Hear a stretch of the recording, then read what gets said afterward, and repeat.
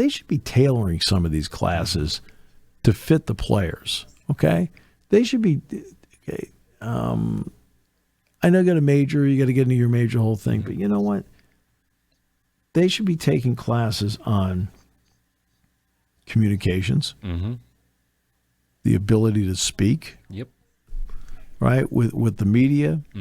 Okay, they need to take classes on finances.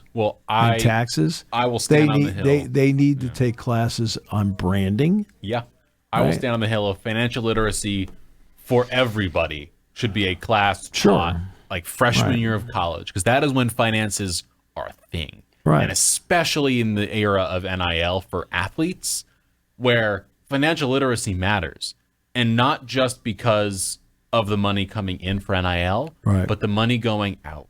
We have seen, especially when it comes to players from South America or the Caribbean coming to America to play for the MLB. Play in the MLB. Like Fernando Tatis Jr., I believe, is the one currently going through this right now, where he signed basically a deal where he owed like 20% of all future earnings to this group. That's right. That very clearly was not a legal contract to sign, but he signed it because he was 16, 17, whatever he was, and wanted to get to the MLB. People need to be able to read and understand contracts to a point where they don't get into that situation, because that is a lot of what we have seen over the past few years. Is there are a lot of deals being signed by college athletes that they don't fully understand. Right. And the language you can put in there, and you can sweet talk somebody, and you can basically put the number out there of like, 10 million. They hear 10 million, they'll sign it over and not realize they're giving 25% of their future earnings to an NIL group when it should be 2%. And 25% means that group is going to get millions from you. Well, that's why somebody asked me about, it was one of my students, about agents. And I said, you have to use the resources around you. So, for example, if you are a football player, okay, you talk to Micah Parsons, you talk to Saquon Barkley, you use the resources available to tell you who the good agents are, because obviously their agents are very good, okay? And who the snakes are out there. You have to use your resources to do that. You can't go into it blind.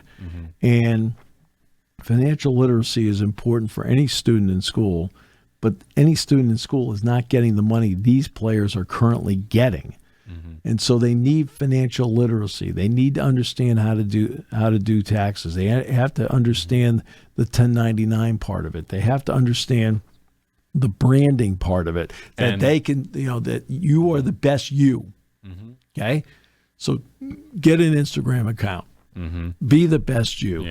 Okay? Maybe do a podcast, 5-10 minutes. Be the best you. Get your brand out there. Let everybody know. And by the way, then they see you, then maybe they want you to come and speak to their group, which then brings with it money and so forth. Maybe your podcast is good enough where now somebody wants to sponsor it. And I'll add in something else as well here. How many times have we heard stories of athletes in professional leagues after they retire saying, I don't have the money anymore because I spent it all? How many times do we hear it? It's way more than it should be. And that's another part of it, is if you're a college athlete, let's say you know that you are a player on one of these teams, like let's say you're playing for Bowling Green, and you know you're not going to the NFL, but you are making, I don't know, $200,000 a year in NIL earnings. Let's say something like that, a large number, $200,000 per year. You're there for 4 years. You make $800,000 before taxes or after taxes, whatever.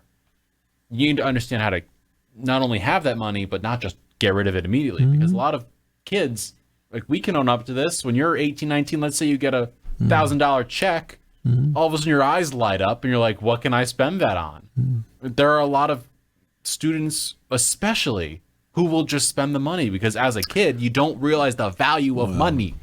And they are 18, 19, sometimes 17 getting these contracts. And you do not have any financial literacy at all, especially when it comes to long-term care of your finances. Right. So let's take the gambling part of it for athletes because they're not supposed to do it. But it's one of the issues I think that is on this campus right now is that you have students, non-athletes, laying down bets. Right? Well, okay, it's called gambling for a reason. Yep. And same story. The last 3-4 years, I've just done informal surveys in a classroom. I said, how many of you? I said, it's up to you if you want to answer or not. Have put down money on sports. And I'd say 75% of the hands go up.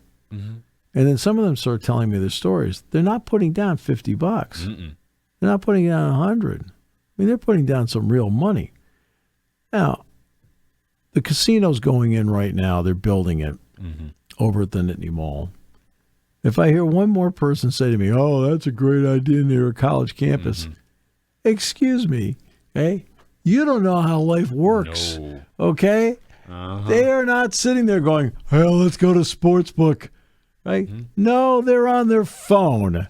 That's what they're doing. They're making all of this on their phone. And, we talk about the athletes have to take care of their money. Students aren't taking care of their money. No. That's why they need financial literacy as well. Yeah, that's why I'm saying everyone needs to take it, especially college athletes need it because of the money they're getting in.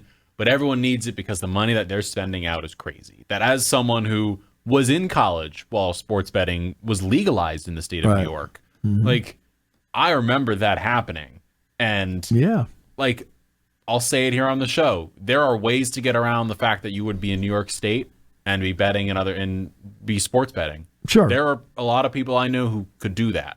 And now it's legal, I believe, in New York State. Right. And the number of people you see sitting there that would go to like a Buffalo Wild Wings, the point of them is they would sit with a billion TVs on and watching every game. Right. We went to the Buffalo Wild Wings in, was it Wisconsin, I think? Yeah. And we were there the night before the game, and there's 100 TVs on, 100 games on. Right. A lot of sports books or casinos have sports betting partners. If it's an MGM, they have their own thing. Sure.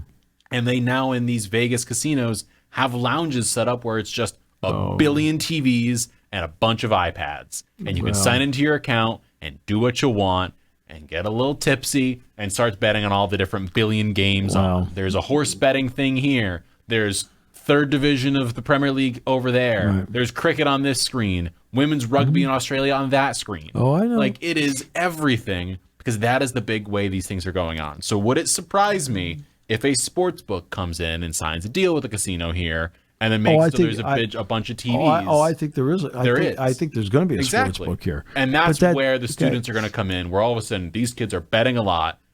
And what happens when students, let's say what happens when a Penn State student is betting right here in State College. Right. What happens then?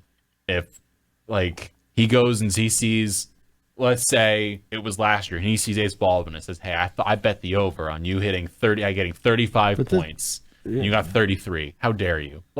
No, I know. What happens? Look, that's already an issue. Yep. That's already an issue. Was it, trying to think, Scotty Scheffler at the U.S. Open when he was talking with everybody was talking about if he doesn't do something that as he's walking along the gallery, if some fans will mention it to him. So he's well aware, because you can bet on crazy things. The prop bet thing is just insane. Prop bets is where the problems are coming in, where you can bet on anything and everything. It's no longer just, is the team going to win the game? How much are they going to win it by?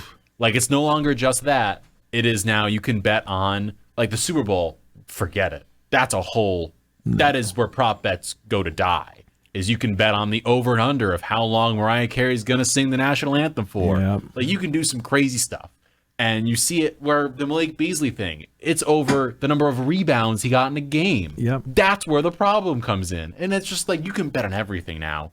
And there are a lot of monitoring going on of the prop bets because that's where the issues come in. Wow.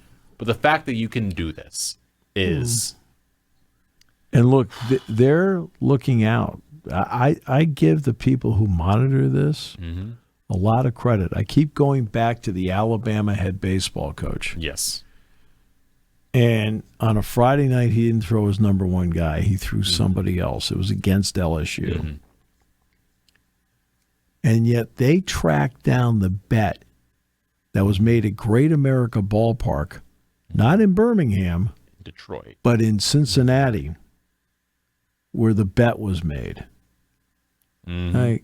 And, you know, the Iowa State thing.